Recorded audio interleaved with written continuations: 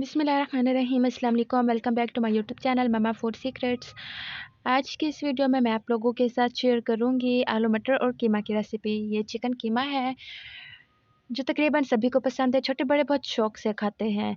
तो बहुत कम टाइम में बहुत ही कम इंग्रेडिएंट्स के साथ मैं आपको ये पकाना सिखाऊंगी, आप लोगों से शेयर करूंगी कि किस तरीके से बजट के अंदर रहते हुए हम मज़ेदार खाना पका के खुद खा सकते हैं, घर वालों को खिला सकते हैं और दाद वसूल कर सकते हैं। तो सबसे पहले मैंने कढ़ाई के अंदर प्याज डाले हैं। प्याज मेरे पास दरमियानी साइज़ का था जिसे मैंने चॉप कर लिया है। अब मैं इसे गोल्डन ब्राउन होने तक फ्राई कर लूँगी। फ्राई कर लेने के बाद मैं इसके अंदर लहसुन, अदरक और हरी मिर्चों का पेस्ट करूँगी। मेरे पास 1 अदद बड़ी हरी मिर्च थी, 5-6 जो लहसुन के थे और 2 इंच का टुकड़ा अदरक का था जिसे मैंने एक साथ ही पीस लिया था। अब इसके बाद मैं इसके अंदर 1 टेबलस्पून के करीब लाल मिर्च पाउडर ऐड करूँगी, उसके बाद हल्दी ऐड करूँगी और नमक ऐड करूँगी। नमक आप अपने टेस्ट के अकॉर्डिंग ऐड करें और लाल मिर्च पाउडर भी आप अपने टेस्ट के अकॉर्डिंग ऐड करें। एक बड़ा टमाटर था जिसे मैंने चॉप कर लिया है। अब मैं इसे तब तक पकाऊँगी जब तक इसका मसाला अच्छी तरीके से गल नहीं जाता। कोई भी चीज़ पका रहे हैं आप, चिकन है, गोश्त है या फिर कोई भी चीज़, कोशिश किया करें कि उसका मसाला अच्छे तरीके से गला हुआ होना चाहिए। इससे खाने में जायका आता है, खूबसूरती आती है और सलीके का पता चलता है। तो अब इसके बाद मैंने चिकन कीमा को पहले से ही धो लिया था और अब मैं इसे इसके अंदर ऐड कर रही हूँ और फिर इसे पका लूँगी। इसे तब तक पकाऊँगी जब तक अच्छे तरीके से ये कुक नहीं हो जाता। लेकिन इसे मैं आधा पकाऊँगी, आधा पका लेने के बाद इसमें बाकी की चीज़ें डालेंगी। आप वीडियो को लास्ट तक देखिएगा ताकि कोई चीज़ मिस ना हो जाए। वीडियो को स्किप बिल्कुल नहीं करना, नहीं तो आपको समझ नहीं आएगी और आप सेम एज़ इट इज़ इस तरीके से नहीं बना पाएँगे।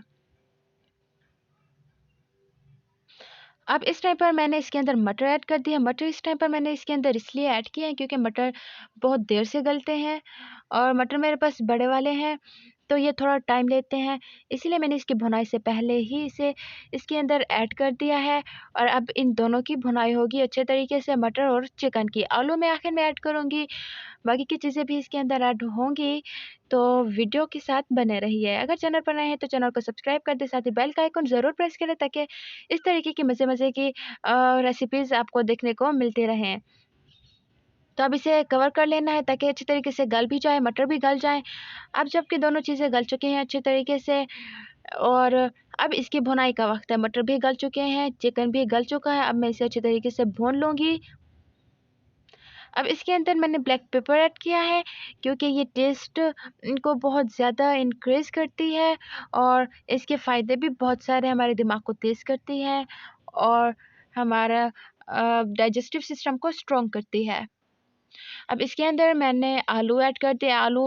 और आलू की कटिंग पर ख़ास ध्यान देना है आप लोगों ने क्योंकि कोई भी चीज़ है उसके लिए खूबसूरती बहुत अहमियत रखती है। तकरीबन आज के दौर में सभी लोग ब्यूटी कॉन्शियस है, उन्हें खाने में भी ब्यूटी चाहिए। खूबसूरत दिखेगा तो लोग इसे खाना पसंद करेंगे, जिसकी शक्ल ही अच्छी नहीं होगी लोग उसे खाना भी नहीं चाहेंगे।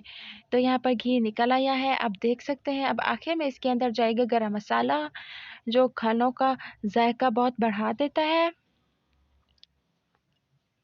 गरम मसाला मेरी अम्मी जी ख़ास तौर पर घर पर तैयार करते हैं और जब ये जो ही सालन के अंदर जाता है या फिर कोई चीज़ के अंदर जाता है, इसकी खुशबू दूर-दूर तक फैल जाती है, मानो कोई जादू हो। अब इसे अच्छे तरीके से मैं भून लूँगी, इसकी भुनाई कर लेनी है।